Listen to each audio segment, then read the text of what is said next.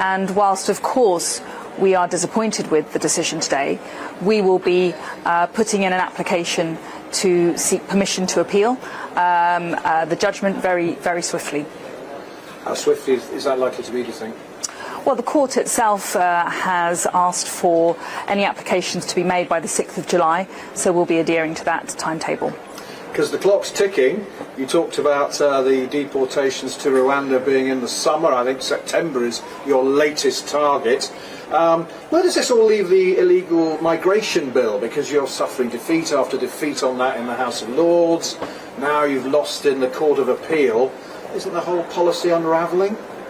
Not at all. Our bill is absolutely essential as an element in fixing this problem. It will allow us to detain and remove those who arrive here illegally. The problem is out of control. 45,000 people arrived here illegally last year. It's costing the British taxpayer £6 million a day in hotel accommodation. That is why the British people want us to fix this problem. The system is rigged against them, and that's why we're doing everything within our power to fix the system, change our laws and stop the boats. It's your own department has said it's going to cost about up to £170,000 per asylum seeker to deport them. That's on top of the massive legal bills you're facing. It's not really value for money for the taxpayer, is it? Well, we are currently spending, as I say, £6 million a day on hotel accommodation, £3 billion a year on servicing our asylum costs.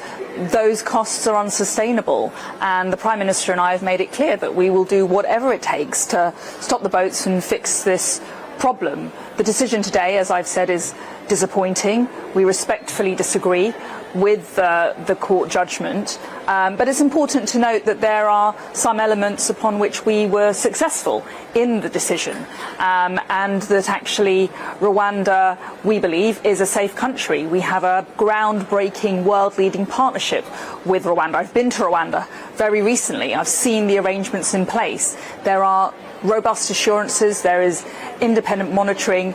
Rwanda has an extensive track record of supporting 100,000 migrants and refugees.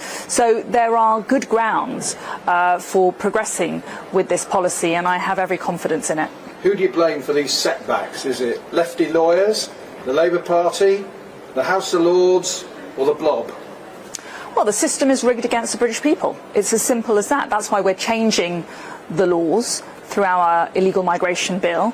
That's why we are rolling out a groundbreaking partnership with Rwanda, which we believe is lawful, with a country that we believe is safe. So we need to change the system. We need to change our laws. That's how we're going to stop the boats. What's your latest estimate of when the deportations might start? Obviously, for that to happen, you've got to win in the Supreme Court. What's your latest prediction of when those deportations might start? Well, we will defer to the timetable set by the courts. That is in their power, and we will abide by any timeline they set. This year? Next year? You'd have to ask the judges and the court for the timeline. But I do note in the summary judgment issued today, a reference to doing it as swiftly as possible was made by the judges. And as I said, we'll defer to any timeline that the judges set.